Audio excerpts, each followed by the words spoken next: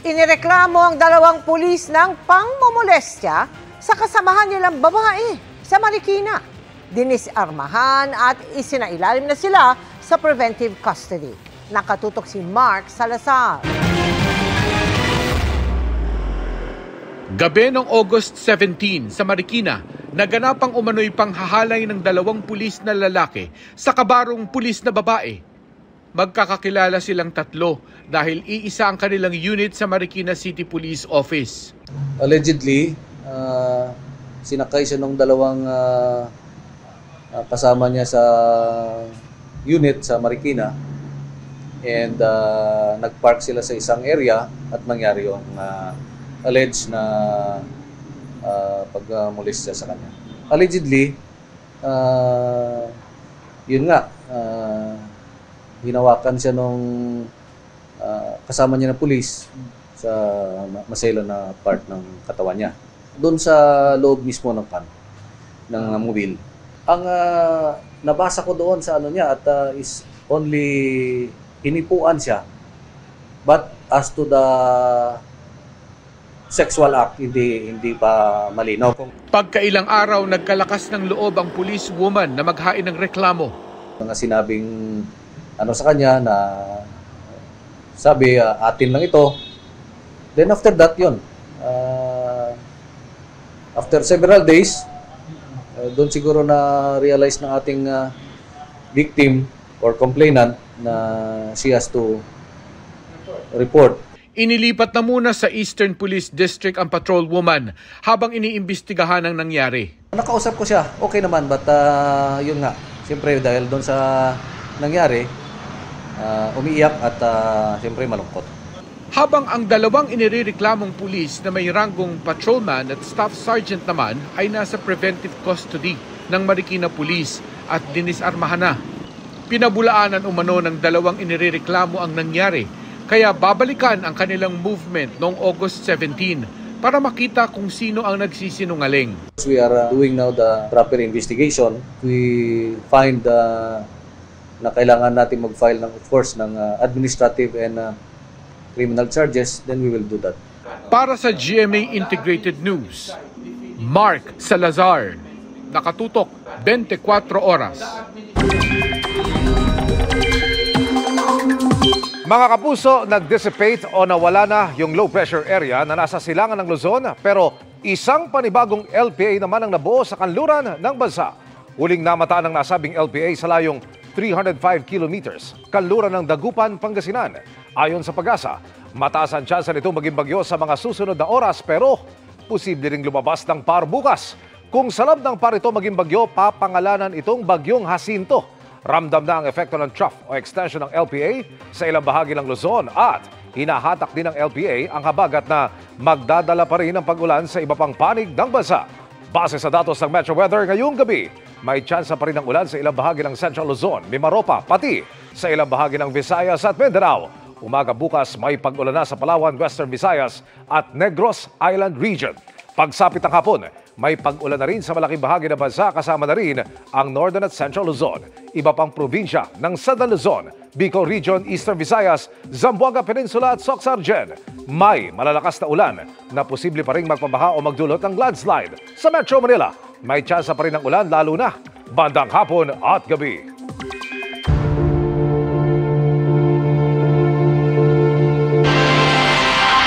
Tinukoy ni Batangas 1st District Representative Leandro Legarda Leviste ang anya ay pumipili noon para ipanalo ang bidder sa mga flood control project ng DPWH.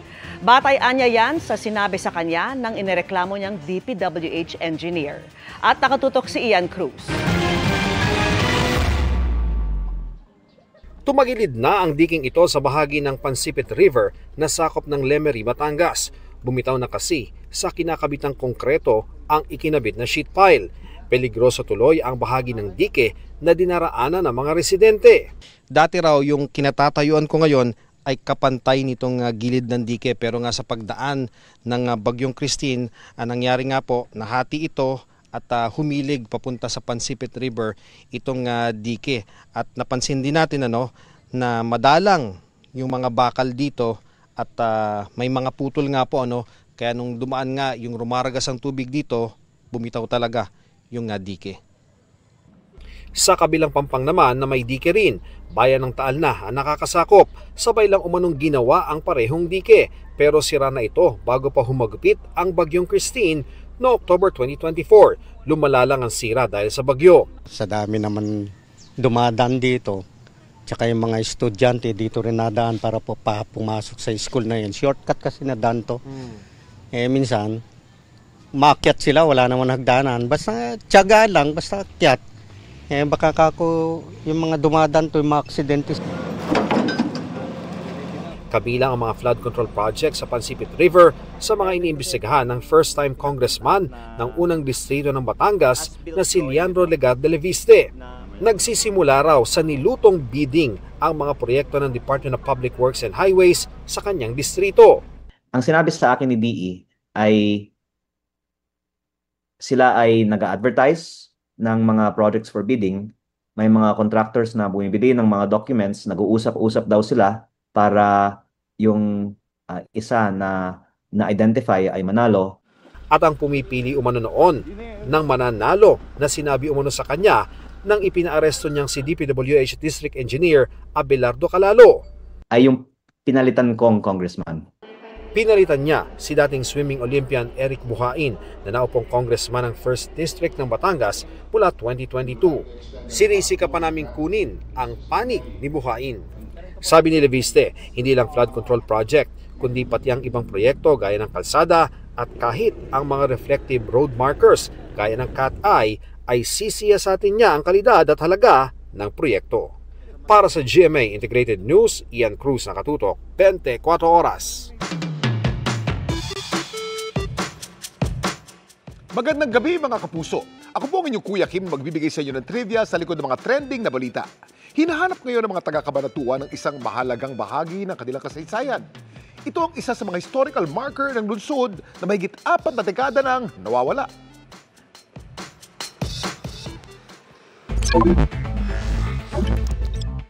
Sa Facebook post na to, ang Cabanatuan City Tourism Development and Promotion Office may panawagan. Ang tulungan silang mahanap ang isang mahalagang simbolo ng kanilang bayan na mahigit na 4 na dekada nang nawawala. Ang isa sa mga historical marker ng Cabanatuan.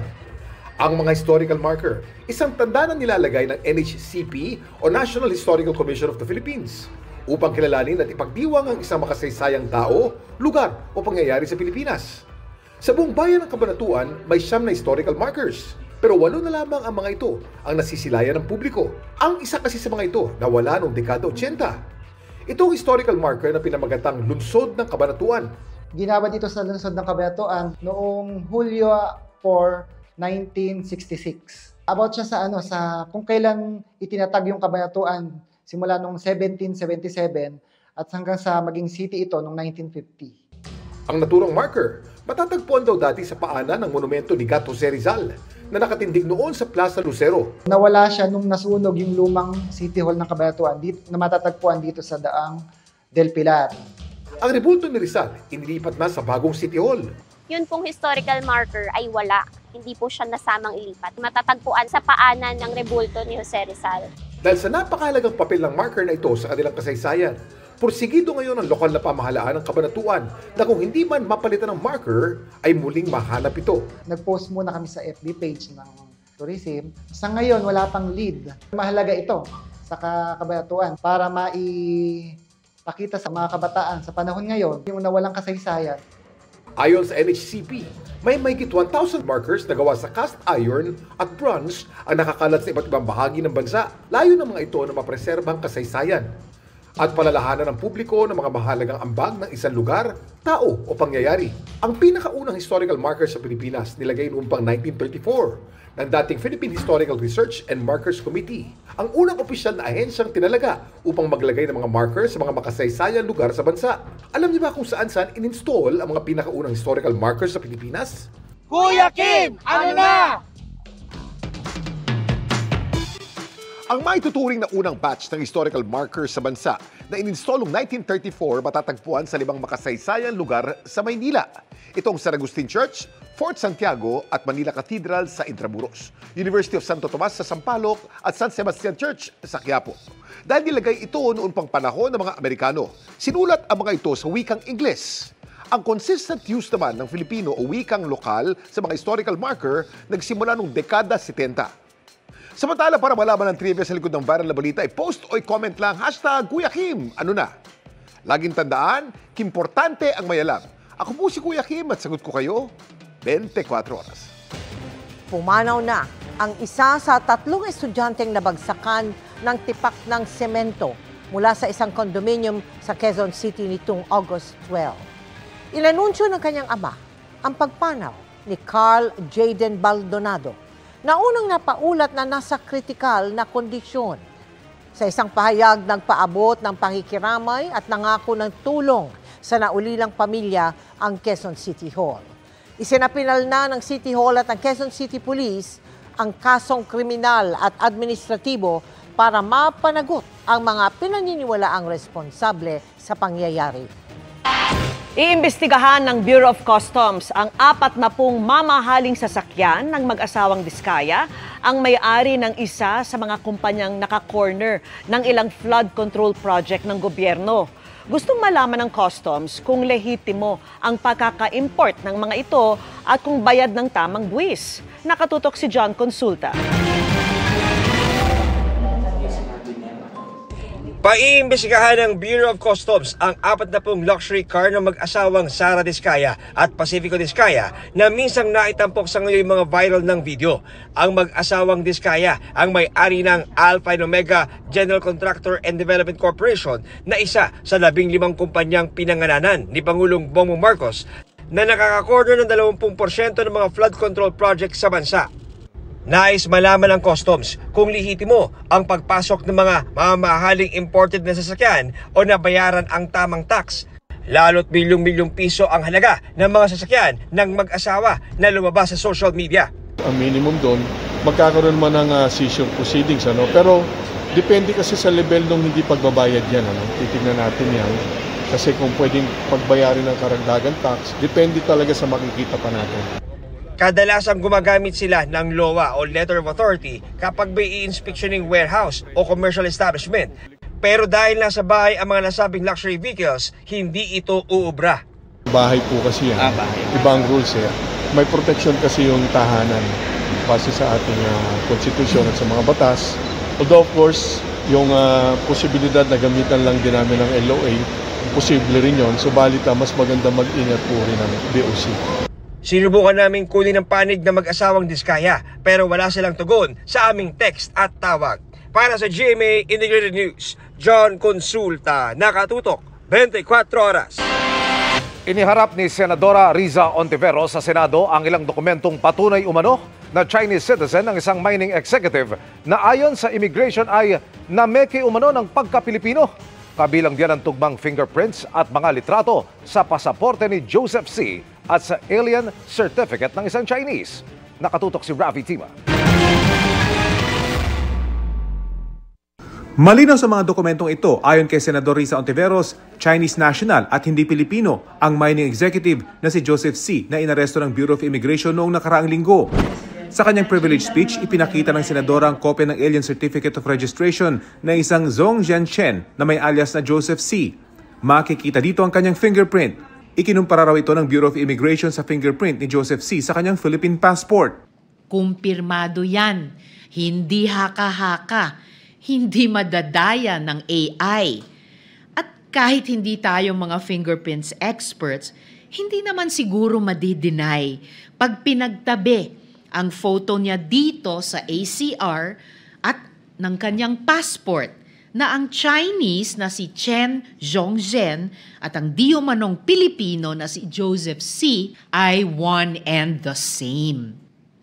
Nakababahala ayon sa senadora na tulad ni Alice Go, tila nalusutan ng mga ahensya ng gobyerno para makakuha siya ng Philippine passport at magpakilalang Pilipino. Bukod sa naging honorary member siya ng Philippine Coast Guard Auxiliary, honorary chairman din siya ng Philippine Silk Road International Chamber of Commerce. Bakit nakakabahala? dahil ang organisasyong ito ay may malalim na ugnayan sa Communist Party of China at sa One Belt, One Road Initiative nito. Sa photo na naka-flash ay ipinapakita ang isang online summit kung saan nandoon ang kanilang grupo. Ipinakita rin ng senadora ang isang online article sa China kung saan ifiniture ang isang Xi Jianzhong na ipinanganak sa Donghua Village sa Xinjiang City, Fujian Province sa China. Bagamat inanunsyo ng PCG na tinanggal na si Joseph C. bilang auxiliary ng PCG, nakababahala umanong paano siya nakapasok dito. Ito ay tahasang pag-atake at paglapastangan sa ating pambansang interes at seguridad. Pinaglalaruan na tayo ni Mr. Joseph C., a.k.a. Chen Zhongzhen, a.k.a. Xi Zhenzong. Dapat may managot. Ngayon, kailangan natin itanong, who is responsible for the registration of birth of Joseph C.? Nagsampa na ng resolusyon sa Senador Ontiveros para imbestigahan ng Senado ang kaso ni Joseph C. Nauna nang nanawagan ng kumpanya ni C na Global Ferronickel Holdings na palayain ang kanilang chairman. Gate nila, valid umano ang Philippine passport ni C. Hindi siya sangkot sa kahit anong kriminal na aktibidad at malaki ang kontribusyon sa ekonomiya dahil sa mga buwis at regulatory fees na ibinayad dito sa gobyerno. Para sa GMA Integrated News, Rafi Tima nakatutok, 24 oras. Best effort para makapagbigay ng dekalidad na series sina David Licauca at Jillian Ward. At dahil first time nilang magsasama sa project nilang Never Say Die, kamusta kaya ang naging adjustments? Makichika kay Nelson Canlas. The Pambansang Ginoo is back. This time, mapapasabak si David Licauca sa mga mas maaksyong eksena sa GMA Prime series na Never Say Die. Minimal adjustment lang ang needed sa acting dahil nakapag-guesting siya recently sa Beauty Empire kasama si Barbie Fortesa. Nakatulong din ang pagsali niya sa basketball tournament kamakailan para ready sa physical demands ng serye. Sabi ko kay Barbie, para lang ako nag-acting workshop with her as my acting coach that day dahil syempre alam naman natin na magaling si Barbie. Warm up, oo. Pagdating ng FIBA, sakat ng katawan ko. Pinaka-adjustment na siguro ang paninibago sa bagong makaka-eksena sa serye. Ang kasangga kasi niya sa Never Say Die, si Jillian Ward. It's always nice to work with a new actress na makakasama mo sa eksena kasi syempre wala lang, para lang matest mo din yung pagiging actor mo. Diba? And I see that, Jillian is also passionate in acting. Excited ako na matuto from them. And ayun, parang bagong experience talaga po itong show na to for me. Si Jillian kaya, hindi naninibago sa maraming action scenes? Palaban ako for the show. Alam ko na lahat sila mga athlete po sila, talagang mga action stars sila. Ilang years na sila nag-action. Ako po first time ko, pero talaga bibigay ko po yung best ko. I will do everything. And actually po, kahit rest days ko, nagja-jog pa rin ako. Talagang nag-workout po ako para medyo mas malakas. Yan, muscle. Nelson Canlas, updated sa Showbiz Happenings. And that's my chika this Wednesday night. Ako po si Iya Arellano. Miss Mel, Miss Vicky Emil. Thank you, Iya. Salamat sa iyo, Iya. Thanks, Iya.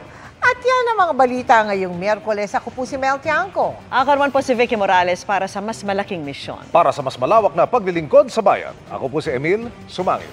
Mula sa GMA Integrated News, ang News Authority ng Pilipino, nakatuto kami 24 oras.